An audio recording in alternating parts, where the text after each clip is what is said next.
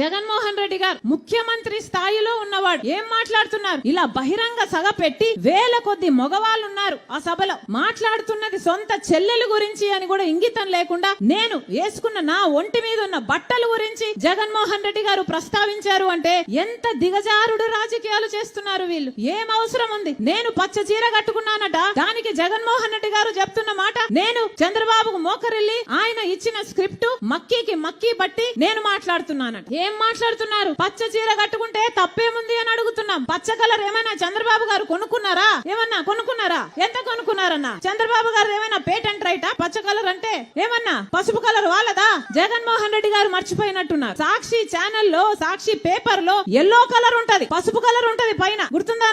పసుపు కలర్ ఉంటది. దానికి రాజశేఖర రెడ్డి గారు ఆ రోజు చెప్పిన మాట ఏ తప్పేముంది? పసుపు అంటే మంగళకరమైన రంగు, అదేం టీడీపీ వాళ్ళ సొంతం కాదు అని ఆ రోజు రాజశేఖర రెడ్డి గారే సాక్షికి పసుపు రంగు పెట్టించారు. పసుపు అన్నది మన వంటల్లో కూడా వేసుకుంటామే, అది టీడీపీ ఎప్పుడు కొనుక్కుందన్నా? వాళ్ళ సొంతమా అది?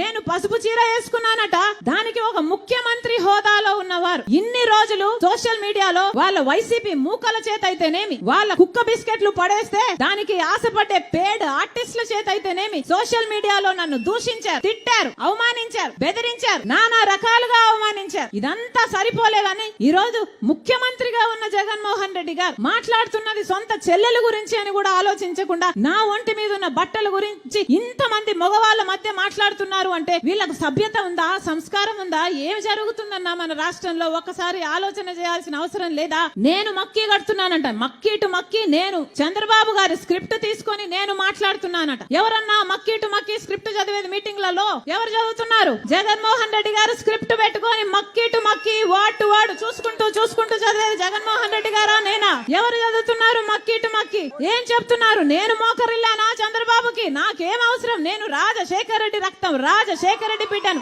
నేను ఎవ్వరి ముందు ఏ రోజు మోకరించలేదు, అందుకే మొండిగా ఈ రోజు వరకు కొట్లాడుతున్నా. నా గురించి ఎవడు ఏమి రాసుకున్నా ఏమి అనుకున్నా ఏ రోజు పట్టించుకోలేదు రాజశేఖర రెడ్డి బిడ్డ. ఎందుకంటే నాకు తెలుసు నా గుండెలో ఉన్న నిజాయితీ గురించి. ఈ రోజు మోకరిల్లింది ఎవరు? బీజేపీ ముందు, మోడీ ముందు జగన్మోహన్ రెడ్డి కాదా మోకరిల్లింది? ఎంతగా మోకరిల్లారన్నా? ఆఖరికి మన ప్రత్యేక హోదాను తాకట్టు పెట్టారు, మన పోలవరం తాకట్టు పెట్టారు, మన రాజధాని తాకట్టు పెట్టారు, మొత్తం అన్ని మన ప్రయోజనాలు అన్ని తాకట్టు పెట్టుకున్నారు వాళ్ళ స్వప్రయోజనాల కోసం. ఢిల్లీకి వెళ్ళినప్పుడల్లా మన రాష్ట్ర ప్రజల సమస్యల గురించి మాట్లాడుతున్నారా ముఖ్యమంత్రి గారు? అవినాష్ రెడ్డిని కాపాడడం గురించి మాట్లాడుతున్నారు. అవినాష్ రెడ్డి ఎక్కడ అరెస్ట్ అవుతాడో బెయిల్కు తెచ్చుకోవడానికి లేకపోతే వాళ్ళ మద్దతు తెచ్చుకోవడానికి వెళ్తున్నారు తప్పితే ప్రజల గురించి ఎప్పుడు మాట్లాడుతున్నారు వీళ్ళు కాదా? అసలు మోడీకి దత్తపుత్రుడు అని చెప్పడం లేదా? బీజేపీ నాయకులే చెప్తున్నారే జగన్మోహన్ రెడ్డి గారు మోడీకి దత్తపుత్రుడు అని. మరి జగన్మోహన్ రెడ్డి గారు బీజేపీకి వారసుడా, మోడీకి వారసుడా, లేకపోతే రాజశేఖర రెడ్డి గారి వారసుడా? ముమ్మాటికి మోడీకి వారసుడు. ఎందుకంటే రాజశేఖర రెడ్డి గారు బీజేపీని వ్యతిరేకించేవాడు. అలాంటి బీజేపీకి జగన్మోహన్ రెడ్డి గారు మోకరిల్లుతున్నాడు అంటే ఈయన రాజశేఖర రెడ్డి గారి వారసుడు కాదు, నిజానికి ఈయన మోడీ వారసుడు.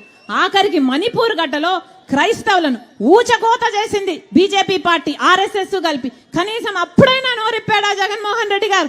సొంత మతం, మన మతం క్రైస్తవులను చంపేస్తున్నా అప్పుడు కూడా బీజేపీకే మద్దతు ఇచ్చాడే చట్టసభలలో. మరి ఈయన బీజేపీ వారసుడు కాక రాజశేఖర రెడ్డి గారి వారసుడు ఎలా అవుతాడన్నా?